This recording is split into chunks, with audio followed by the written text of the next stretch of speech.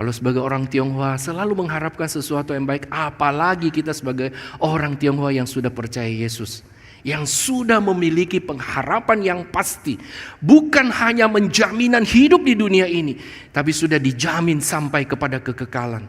Seharusnya waktu kita merayakan Imlek, kita merupakan momen di mana kita menunjukkan kepada dunia ini, kepada keluarga besar kita, bahwa kita adalah orang Kristen yang punya pengharapan di dalam Tuhan.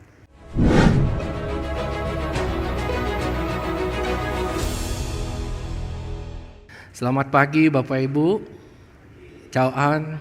Ya, kita senang sekali kita boleh berkumpul kembali di rumah Tuhan. Ya, sebagian besar dari kita merayakan Imlek. Ya, saya yakin dan percaya itu adalah momen yang sangat berharga, sangat bernilai bagi kita, boleh berkumpul dengan keluarga besar, ya, bersyukur. Ada keluarga-keluarga yang boleh datang dari luar kota, mungkin juga ada, saya lihat dari pagi ada yang dari luar negeri boleh balik kembali dalam momen Imlek ini. Ya, saya yakin dan percaya ya Imlek ini adalah sesuatu perayaan yang sangat berarti bagi kita. Sebuah waktu di mana kita boleh berkumpul dengan keluarga, bukan hanya satu turunan, ada yang 2 turunan, bahkan ada yang sampai 3 turunan, ada yang 4 turunan. Ya, kita bersyukur tuh sebagai satu keluarga besar kita boleh kembali berkumpul bersama-sama. Nah, Bapak Ibu, momen Imlek juga kita maknai sebagai masa di mana kita boleh mensyukuri berkat Tuhan. Memasuki 1 tahun yang baru, artinya sepanjang tahun yang sudah lewat Tuhan sudah memberkati menyertai kita. Minimal bagi kita secara pribadi, umur kita sekarang bertambah 1 tahun. Amin. Amin. Ya, apalagi beberapa rekan mungkin ya yang dulunya tahun lalu masih 49 sekarang masuk 50. Ya, jadi anggota aku baru gocap ya 50 tahun, setengah abad ya. Kita mensyukuri itu semua berkat Tuhan dan tentunya juga di dalam momen Imlek itu selalu ada satu kerinduan yaitu Mingtian Hui Ken Hao, hari besok akan lebih baik. Makanya dalam momen Imlek itu, kalau kita tahu di China khususnya sekarang dari musim dingin kemudian masuk ke musim semi. Melihat bunga-bunga itu bermekaran. Ya Bapak Ibu, khususnya ibu-ibu kalau suka lihat bunga, kalau bunga itu bermekaran memberikan sesuatu yang begitu menyegarkan. Sekarang secara khusus di tengah-tengah kondisi perekonomian hari ini kita rindu di tahun yang baru ini. Ya, kita ada satu harapan dan semangat yang baru dalam menjalani hidup ini. Amin. Nah, Bapak Ibu, di tengah-tengah sukacita kita pada saat ini kita mau sama-sama belajar satu bagian firman Tuhan. Satu bagian tema firman Tuhan, ada beberapa bagian yang akan kita bacakan dengan tema menegakkan Injil di tengah tradisi. Hal ini mengingatkan kepada kita waktu kita merayakan Imlek, di satu sisi kita bahagia, kita senang. Tapi di sisi lain kita yang sudah menjadi Kristen seringkali sebagai orang percaya kita diperhadapkan dengan pertanyaan. Bagaimana kita dapat merayakan Imlek tanpa mengkompromikan iman kita? Bagaimana kita sebagai orang Kristen dalam merayakan Imlek kita bisa tetap setia pada ajaran Kristus di tengah tradisi yang begitu mengikat dan begitu membudaya dalam hidup kita? Satu sisi kita sudah percaya Tuhan, tapi kita juga harus sadar bahwa seringkali pemikiran, kalau dalam bahasa Chinese sebenarnya apa? Tahayul atau missing itu masih kadang-kadang begitu menghantui kita. Ya, tidak boleh sapu tadi di dalam video singkat itu ya. Walaupun kita udah Kristen, tapi seringkali kebudayaan itu begitu mengikat kita. Nah Bapak Ibu, sebagai orang Kristen, kita dapat tetap merayakan Imlek dengan setia pada ajaran Kristus dan tetap bisa menjadi berkat bagi orang-orang di sekitar kita. Nah, bagaimana itu kita bisa lakukan? Mari kita lihat terlebih dahulu beberapa prinsip atau beberapa bagian firman Tuhan yang merupakan prinsip-prinsip bagi kita sebagai orang Kristen dalam merayakan Imlek. Kita tidak meninggalkan ajaran Tuhan, tapi kita tetap setia kepada Tuhan dan tetap menjadi berkat. Nah, itu kerinduan kita bersama. Mari kita baca beberapa ayat terlebih dahulu.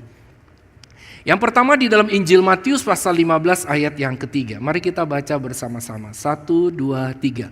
Tetapi jawab Yesus kepada mereka, mengapa kamu pun melanggar perintah Allah demi adat istiadat nenek moyangmu? Yang kedua di dalam Kolose pasal 2 ayat 8.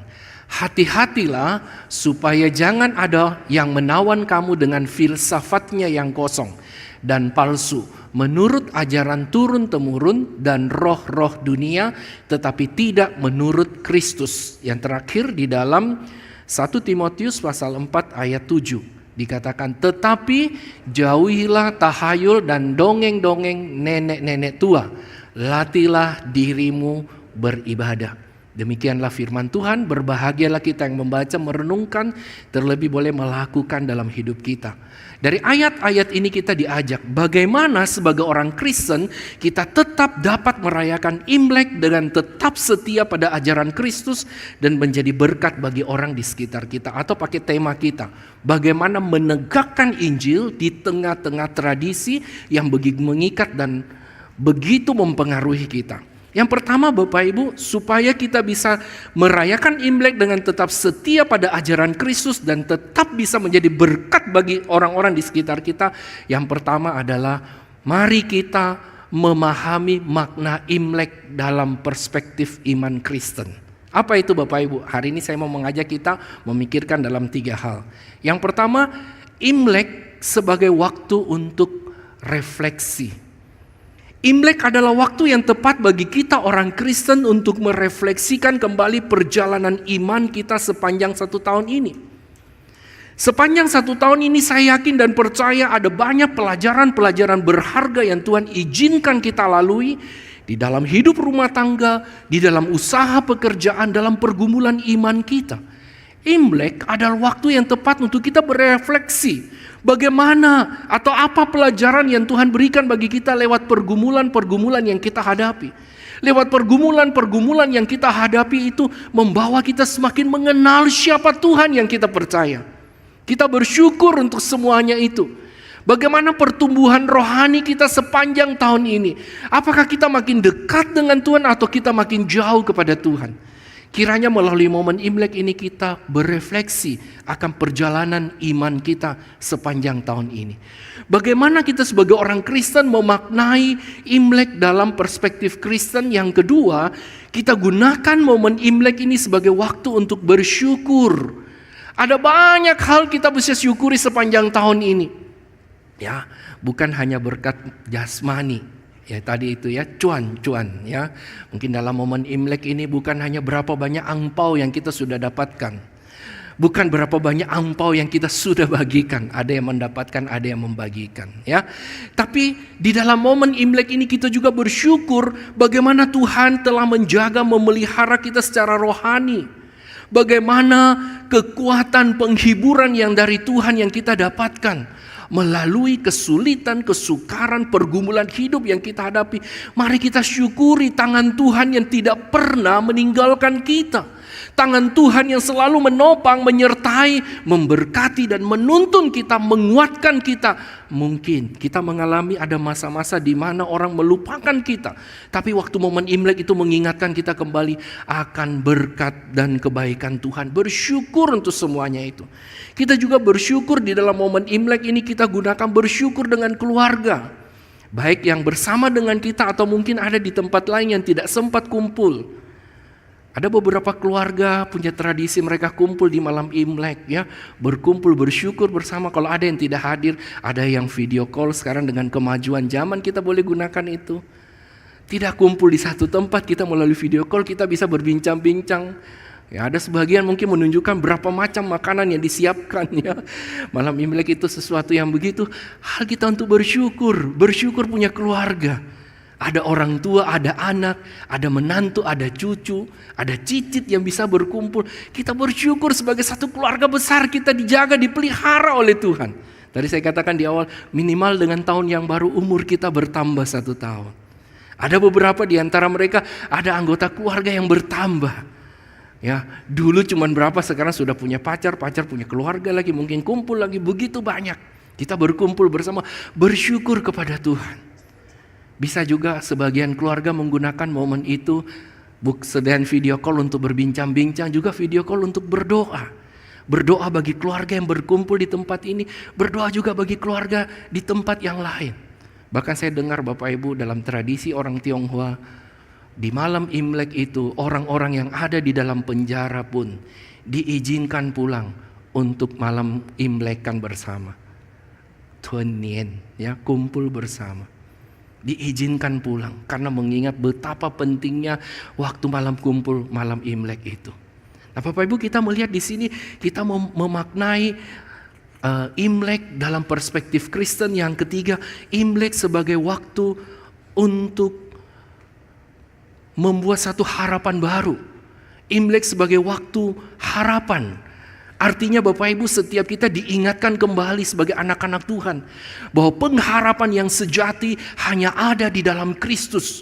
Bukan di dalam harta benda yang sementara, bukan di dalam kedudukan, bukan di dalam apapun di dunia ini.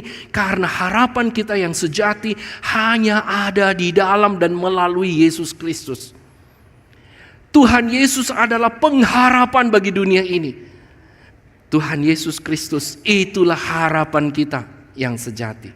Dan kita diingatkan kalau kita sudah memiliki pengharapan itu, kiranya Tuhan terus menolong kita untuk bisa hidup di dalam hidup yang penuh pengharapan. Menjalani hari-hari ini, kita hidup sebagai orang yang penuh pengharapan. Kenapa Bapak Ibu? Karena kita tahu, sebagaimana janji Tuhan di dalam Yeremia 29, ya, mengatakan bahwa bagi orang yang percaya kepada Dia, Tuhan menyediakan hari depan yang penuh pengharapan. Bapak Ibu, kalau sebagai orang Tionghoa selalu mengharapkan sesuatu yang baik, apalagi kita sebagai orang Tionghoa yang sudah percaya Yesus, yang sudah memiliki pengharapan yang pasti, bukan hanya menjaminan hidup di dunia ini, tapi sudah dijamin sampai kepada kekekalan. Seharusnya waktu kita merayakan Imlek, kita merupakan momen di mana kita menunjukkan kepada dunia ini, kepada keluarga besar kita, bahwa kita adalah orang Kristen yang punya pengharapan di dalam Tuhan. Amin. Nah Bapak Ibu, bagaimana kita menegakkan Injil di tengah tradisi yang begitu mengikat kita? Merayakan Imlek dan kita tetap setia kepada Kristus dan menjadi berkat. Tadi yang pertama, mari kita memaknai atau memahami makna Imlek dalam perspektif Kristen. Yang kedua, mari kita menguji tradisi Imlek dengan Alkitab. Supaya kita bisa tetap setia kepada firman Tuhan, maka firman Tuhan seharusnya menjadi batu ujiannya, menjadi patokannya. Bukan yang lain, bukan apa kata orang, bukan apa kata nenek leluhur kita. Kalau kita baca tadi ayat-ayat Alkitab itu mengatakan apa? Kita diingatkan bahwa ujian terhadap tradisi itu adalah Alkitab. Ya, apa prinsip Alkitab? Dari 3 ayat yang tadi saya bacakan secara sederhana, itu mau mengingatkan kepada kita bahwa setiap tradisi memiliki sisi yang baik dan buruk. Ya, tradisi itu ada yang baik, ada yang buruk. Tidak semuanya buruk. Karena Bapak Ibu, di dalam hidup ini ada beberapa sikap orang terhadap tradisi. Yang pertama, ada yang menganggap setelah kita percaya kepada Tuhan, kita tidak mau terima semua tradisi. Ada yang kedua, sudah percaya kepada Tuhan tapi tetap menjalankan tradisi seperti yang tadi. Jadi tradisi itu bukan dimusuhi tapi ditemani. Jadi makin banyak Tuhan makin kuat, katanya begitu. Tapi seharusnya bagi kita orang Kristen, kita sadar dan tahu bahwa Kristus melampaui tradisi. Bahwa iman Kristen melampaui tradisi. Nah, kita lihat apa, nanti kita akan lihat lebih lanjut. Jadi yang pertama, bahwa setiap tradisi memiliki sisi yang baik dan buruk. Bagaimana kita menjalankan tradisi ini atau tidak? Kita kembali kepada prinsip ini. Yang baik dan yang tidak bertentangan dengan firman Tuhan kita terima, atau kita tetap boleh lakukan. Tetapi jika bertentangan dengan firman Tuhan, kita menolaknya untuk melakukannya. Nah Bapak Ibu, kalau kita menguji tradisi Imlek dengan Alkitab, maka kita akan mendapati, mari kita lihat tradisi Imlek. Yang baik apa sih? Yang positif apa? Yang positif dan sejalan dengan nilai-nilai Kristen, seperti berkumpul dan mempererat hubungan dengan kekeluargaan melalui makan malam Imlek, melalui mengunjungi rumah satu dengan yang lain, ya. Bagaimana saya merasa ini sesuatu yang sangat bagus. Di dalam tradisi orang Tionghoa, keluarga itu merupakan tempat yang penting. Satu tempat yang betul-betul dianggap, ya, ada orang yang mengatakan harta yang terindah adalah keluarga. Nah, bagi kita sudah percaya kepada Tuhan, harta yang terindah adalah Tuhan, dan yang kedua, harta yang terindah apa? Keluarga. Di dalam Alkitab juga jelas dikatakan bahwa relasi antara Allah sebagai pencipta dan kita ciptaannya disebut relasi bapa dengan anak, keluarga. Beberapa ayat-ayat firman Tuhan juga menekankan dalam tradisi orang Yahudi, bahkan di dalam kekristenan, keluarga merupakan satu tempat yang begitu sentral. Betul? Mengajarkan tentang anak itu dimulai dari keluarga, tentang Tuhan. Ya, mengajarkan anak tentang Tuhan itu bukan dimulai dari sekolah minggu, bukan dimulai dari sekolah Kristen, tapi dimulai dari keluarga-keluarga Kristen, dari keluarga-keluarga kita. Nah, di sini kita melihat kalau orang Tionghoa melihat tradisi tentang keluarga itu begitu penting, saya yakin dan percaya setelah kita punya pemahaman iman yang benar, justru hal ini sejalan yang kita juga harus lebih daripada mereka. Misalnya yang lain nanti kita lihat mengenai mengucap syukur akan berkat Tuhan. Kita diingatkan kembali bahwa prinsip hidup orang Kristen salah satunya 1 Tesalonika 5 ayat 18, mengucap syukurlah senantiasa. Itu juga sama dengan kita, saudara. Ya, jadi kita perlu selalu belajar mengucap syukur untuk segala berkat Tuhan. Bukan hanya kelimpahan, tapi di dalam kekurangan pun kita bisa belajar bersyukur. Di dalam tertawa kita bersyukur, di dalam kesedihan kita juga bersyukur. Kenapa? Waktu kita sedih kita bisa melihat bagaimana Tuhan menjaga, memelihara kita. Bahkan dalam perjalanan pelayanan saya seringkali mendapati ada banyak jemaat mengatakan dia betul-betul mengerti, memahami bahwa Tuhan begitu mengasihi dia justru pada waktu dia mengalami kesulitan dan kesukaran hidup. Banyak orang mengatakan dia betul-betul merasa dikasihi oleh orang lain justru waktu dia mengalami kehilangan. Betul? Pergumulan hidup. Pada waktu dia berkelimpahan, dia tidak terlalu merasakan orang mengasihi dia. Pada waktu dia kehilangan, di sanalah dia merasakan. Bapak Ibu, bukankah seringkali justru dalam perjalanan iman kita, dalam kesulitan, dalam pergumulan itulah, kita betul-betul melihat Tuhan itu begitu luar biasa dalam hidup kita. Amin. Kita mengucap syukur bukan hanya berkat, waktu kita juga mengalami kesusahan, kita tetap bisa bersyukur sebagai orang Kristen. Saling memaafkan. Kita tahu Bapak Ibu, ya, Tuhan mengajak kita bukan hanya mengasihi sesama, tapi di dalam Alkitab diajarkan kasihilah musuhmu. Saudara, ini sesuatu yang bertentangan dengan dunia ini. Tapi kita sudah mengalami itu dan Tuhan begitu mengasihi kita. Seharusnya waktu kita merayakan Imlek kita juga belajar menerapkan itu. Ya, hal-hal yang baik ini. Dan juga belajar berbagi kasih di dalam momen Imlek. Ya, saya lihat banyak yang senyum-senyum berbagi kasih. Seringkali kadang-kadang kita identikkan dengan bagi angpau atau dapat angpau. Ya, yang hadir pada saat ini ada yang membagikan angpau, tapi juga ada yang mendapatkan angpau. Ya, kita bersyukur, kita belajar. Nah, Bapak Ibu, saya juga memperhatikan di dalam momen-momen Imlek ini saya melihat ada orang-orang yang dulu belum percaya, setelah dia percaya Tuhan, dia melihat ini satu tradisi yang baik. Ada juga orang yang membagi angpau, ya. Ada yang istilahnya apa? Open house. Jadi saya melihat ya di beberapa rumah ada orang-orang pemulung apa semua dia bagi. Bukan hanya di vihara atau kelenteng, tapi di rumah-rumah orang-orang Kristen. Saya rasa itu sesuatu yang baik. Dan seharusnya bukan hanya momen Imlek kita berbagi, tapi kita boleh menggunakan momen itu. Dan waktu kita kasih angpau, kita boleh katakan ini berkat Tuhan yang Tuhan titipkan dan Tuhan salurkan lewat saya kepada kamu. Kiranya berkat Tuhan ini bisa menjadi berkat bagi kamu. Ada banyak orang yang kekurangan. Nah, mungkin juga saya tahu ada beberapa ibu-ibu yang bikin kue untuk Imlek atau masak. Dia masak lebih 1 porsi, 2 porsi. Dia ingat, oh ada teman yang membutuhkan. Ada orang mungkin tidak sebahagia kita bisa kumpul makan bersama. Bermacam-macam menu makanan. Mungkin mereka tidak punya kesempatan untuk itu. Kita masak, kita lebih sedikit kita boleh bagikan. Nah, Bapak Ibu, kita belajar hal-hal yang baik di dalam momen Imlek ini. Kita boleh lakukan. Kita berbagi. Kita boleh mengundang orang datang. Ya, Imlek katanya kan 15 hari. Ya, kalau hari malam Imlek dengan keluarga sendiri, hari yang lain mungkin kita bisa undang teman-teman yang lain. Dan kita di dalam momen Imlek itu kita boleh berbagi tentang kasih Tuhan. Ya. Oke. Kemudian yang kedua ada tradisi-tradisi yang perlu dievaluasi, ya. Melalui terang firman Tuhan kita menguji tradisi itu, yang positif kita lakukan, yang perlu evaluasi harus kita tinggalkan. Kiranya ini merupakan momentum bagi kita untuk meninggalkan segala tradisi-tradisi yang mengandung unsur-unsur tahayul. Seperti tadi kalau sapu berkatnya hilang, apa hubungannya sapu dengan berkat? Tapi banyak orang percaya. Nah itu sederhana. Yang lain lagi kita melihat unsur-unsur tahayul dan penyembahan berhala yang harus kita tinggalkan.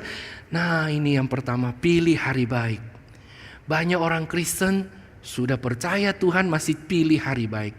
Padahal Alkitab di dalam Mazmur mengatakan semua hari dijadikan oleh Tuhan. Semua hari adalah hari baik. Kasih tahu kiri kanannya, semua hari adalah hari baik. Ya, jadi jangan lagi percaya hari baik. Mau buka toko cari hari, mau pemakaman cari hari, ya. Bahkan melahirkan juga. Kalau melahirkan mungkin agak beda, ya. Melahirkan mungkin dia mau angka cantik, silakan. Ya, tapi jangan dibaliknya ada kepercayaan ini hari tidak baik, hari apa ya? Mau bangun rumah perlu ada hari baik. Enggak Bapak Ibu, semua hari adalah baik. Kemudian jangan lagi percaya kepada ramalan bintang atau show feng shui, bahkan juga melihat keberuntungan lewat garis tangan. Banyak orang Kristen masih melakukan itu. Saudara, suatu hari saya kaget sekali di satu hotel. Katanya ada orang yang terkenal datang di kota itu. Saya lihat semua orang antri. Saya tanya penasaran, ada apa? Oh mau lihat garis tangan, keberuntungan. Yang saya kaget lagi, tiba-tiba datang sepasang muda-mudi. Yang cewek pakai kalung salib. Mateng kon. Ya. Jadi masih percaya kepada hal-hal begitu. Bapak Ibu mungkin ada yang kita bertanya, tapi ramalannya itu benar loh. Bapak Ibu ingat, Alkitab dengan jelas dan tegas mengatakan Allah melarang kita melakukan ramalan. Walaupun ramalan itu kelihatannya tepat, anggaplah tepat, tapi ingat itu hanya untuk hidupmu di dunia ini, bukan untuk kekekalan. Jadi itu membawa kita makin jauh dari Tuhan, bukan makin dekat dengan Tuhan. Hati-hati. Iblis dikatakan bisa menyamar sebagai malaikat terang. Apalagi dalam hal-hal begitu untuk menipu iman kita makin jauh dari Tuhan. Jangan percaya ramalan itu. Bahkan saya mau katakan jangan sekali-kali baca. Ada beberapa anak muda bilang gak apa-apa kok, hanya mau tahu-tahu aja. Tidak usah Bapak Ibu. Itu akan membuat kita makin ragu dan bimbang. Itu makin jauhkan kita dari Tuhan. Allah melarang orang melakukan peramalan. Ya, harus kita tinggalkan. Dan juga ada acara-acara sembahyang jangan kita ikuti. Ada yang tanya, Pak kalau misalnya bantu mertua saya, kalau enggak nanti dia jatuh, ya enggak apa-apa. Sebagai wujud kita menghormati, bukan menyembah. Ya, kita tidak takut dengan kebudayaan, tapi kita tidak harus kompromi dengan kebudayaan. Yang kita tolong waktu itu adalah orang yang masih hidup. Oke? Nah ini kira-kira, jadi ada hal-hal yang perlu kita tinggalkan. Lihat hari baik, angka berapa yang baik. Semua angka baik, tidak ada angka yang tidak baik. Amin. Karena yang paling baik di dunia ini kita sudah dapatkan, yaitu siapa? Kristus adalah yang terbaik. Harta terindah, terbaik yang kita miliki di dunia ini. Yang menjamin hidup kita bukan hanya di dalam dunia ini, tapi sudah menjamin sampai kepada kekekalan. Masa sih kita rela menjual sesuatu yang begitu bernilai dibanding sesuatu yang hanya bersifat sementara? Amin. Oke. Yang ketiga, bagaimana kita bisa tetap setia kepada Alkitab atau firman Tuhan di tengah-tengah kita merayakan Imlek dan juga tetap bisa menjadi berkat. Yang ketiga, kita harus belajar mengintegrasikan iman Kristen dengan budaya. Ya, kita belajar mengintegrasikan budaya iman Kristen dengan budaya, artinya kekristenan dapat memperkuat budaya yang sudah ada atau mentransformasi budaya yang sudah ada. Jadi kalau yang sesuai dengan kebenaran kita lakukan, yang tidak kita harus tinggalkan dan memberikan makna baru, ya. Yaitu bagaimana kita mempertimbangkan nilai-nilai Kristen dalam budaya dan mengakui keberadaan Allah di dalam budaya. Itu maksudnya mengintegrasikan. Ya, oke. Bagaimana kita mengintegrasikan iman Kristen di tengah budaya? Yang pertama, mari kita menjadi garam dan terang. Ingat panggilan kita, garam dan terang. Garam sekalipun tidak kelihatan, tapi bisa kehadiran kita bisa memberi pengaruh, memberi hal-hal baik di dalam hidup kita. tetapi juga menjadi terang di tengah-tengah kegelapan dunia ini yang hidup di dalam ketidakbenaran. Jadi di sini kita diingatkan bagaimana di tengah-tengah budaya itu kita belajar menjadi garam dan terang, yaitu kita memberi pengaruh positif di lingkungan di sekitar di mana kita berada dengan menunjukkan kasih kepada mereka yang membutuhkan. Kemudian mari kita belajar hidup dengan penuh pengharapan sehingga orang bisa melihat orang yang punya pengharapan hidupnya itu bagaimana, orang yang tidak punya pengharapan itu bagaimana. Jadi kita harus berbeda dengan dunia ini, berbeda sebelum kita percaya kepada Kristus dan setelah kita percaya kepada Kristus harus ada perubahan hidup. Tentunya harapannya lebih baik Bapak Ibu. Ya, bukan setelah percaya Tuhan malah hidupnya lebih tidak baik. Dan di sini dikatakan bagaimana kita menjadi teladan dengan menunjukkan perilaku yang hidup, yang baik, sopan dan tentunya benar. Mengatakan yang benar dan hidup di dalam kebenaran. Karena dunia kita ini penuh dengan kebohongan. Ya, jadi yang pertama, mari kita menjadi garam dan terang di tengah-tengah dunia di mana kita berada. Yang kedua, kita bisa mengintegrasikan iman Kristen dengan budaya tatkala kita belajar menjadi saksi Kristus. Pakailah momen Imlek ini untuk berbagi Injil dan kasih Kristus kepada orang lain. Masakan kita rela melihat orang yang kita bilang kita kenal, kita kasihi, tapi hidup di dalam kebinasaan, berjalan menuju kepada kebinasaan. Tentunya kita rindu supaya mereka juga boleh selamat dan percaya kepada Tuhan. Betul? Saya ingat sekali dulu guru sekolah minggu saya pernah bercerita. Anak-anak bisa bayangkan kita di surga kita senang sementara kita lihat ada orang yang kita kenal teriak-teriak dalam api neraka. Mungkin itu cuma imajinasi.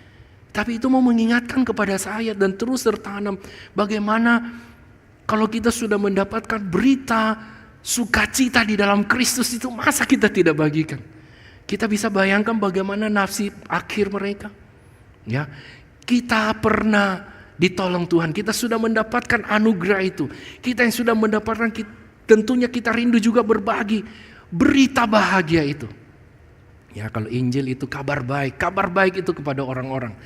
Gunakan momen Imlek ini untuk menyaksikan bagaimana Tuhan mengubah hidup kita. Waktu kita kongko-kongko dengan keluarga, khususnya mereka yang belum percaya, kita boleh pakai bagaimana Tuhan mengubah hidup kita. Saudara, mungkin awal-awalnya kita ditolak, tidak apa-apa Bapak Ibu. Kita gunakan momen itu, kita ceritakan tentang Yesus, bagaimana Yesus mengubah hidup kita. Dan kalau kita punya kesempatan, dan tentunya keberanian ya, di tengah-tengah mereka kita boleh tanya, kalau saya berdoa untuk kita semua boleh enggak? Enggak apa-apa, kita doakan. Tuhan berkati mereka, sertai mereka, dan juga tentunya kita mau menceritakan Injil kepada mereka dan berbagi kasih. Ya, berbagi kasih tadi bisa berupa berkat, berupa materi atau makanan, atau juga kita bisa berbagi kasih dengan mengunjungi mereka, berbagi cerita, berbagi kisah, ya, kita menunjukkan perhatian kita kepada mereka. Mari kita gunakan momen Imlek ini untuk menjadi saksi Kristus di tengah-tengah keluarga besar yang belum percaya kepada Tuhan, supaya mereka juga boleh mengenal Tuhan dan percaya kepada Tuhan. Dan bagaimana kita mengintegrasikan iman Kristen dengan budaya yang ketiga, mari kita belajar menghormati budaya lain. Bapak Ibu, ini yang kadang-kadang sulit. Ada banyak orang Kristen, tadi saya katakan di awal, anti dengan budaya. Sehingga pada waktu kita kumpul dengan orang non-Kristen, kita sudah menarik sekali. Mungkin kepercayaan itu kita coba lihat apa-apa yang kita bisa masuk. Melihat apa-apa yang kita bisa masuk. Tadi pagi saya kasih contoh, misalnya Bapak Ibu, seringkali orang Tionghoa merayakan Imlek itu warna merah. Ya, katanya ceritanya dulu ada binatang atau apa kalau kita pakai sekarang mungkin istilahnya sesuatu yang menakutkan ya, nien ya. Imlek itu kuonin. Jadi binatang nien itu melewati karena apa? Salah satunya karena warna merah ya. Bisa yang lain juga, misalnya petasan. Makanya seringkali kita lihat petasan-petasan dan juga barongsai ya. Nah, kenapa merah? Nah, ada seorang hamba Tuhan mengatakan kita bisa masuk dari sana. Merah itu menunjukkan darah Kristus yang bukan hanya melewatkan nien itu, tapi melewatkan kita dari pergumulan kita yang paling berat di dalam dunia itu, yaitu melawan dosa. Darah Kristus membebaskan kita, memampukan kita untuk mengalahkan musuh terbesar kita, yaitu maut atau dosa. kematian itu. Ya, kita bisa pakai cara itu. Nah, kita bisa lihat ada banyak hal lain. Ya, mari kita belajar memahami dan konteks budaya setempat, dan juga mari kita menjaga keseimbangan antara menghormati tradisi dan tetap setia pada kebenaran Alkitab. Ya, dan tentunya mari kita bangun relasi dengan mereka. Tunjukkan kepada mereka. Ya, ingat kembali tadi dua peran apa? Menjadi garam dan terang, dan menjadi saksi Kristus pada saat kita bertemu dengan budaya lain. Jangan menjauh dari mereka, justru kita harus masuk ke mereka dan kita memberikan mereka apa? Transformasi nilai budaya itu. Kristus lebih berkuasa daripada tradisi itu. Amin. Nah, mari Bapak Ibu sebagai penutup kita jadikan Imlek sebagai kesempatan. Mari kita baca sama-sama. 1, 2, 3. Mari kita jadikan Imlek sebagai kesempatan untuk semakin dekat dengan Tuhan dan sesama. Dengan merenungkan perjalanan iman kita, bersyukur atas segala berkat Tuhan, memperbaiki hubungan dengan sesama, dan menatap masa depan dengan penuh pengharapan. Serta menjadi saksi Kristus yang setia di tengah keluarga dan masyarakat. Mari kita berdoa.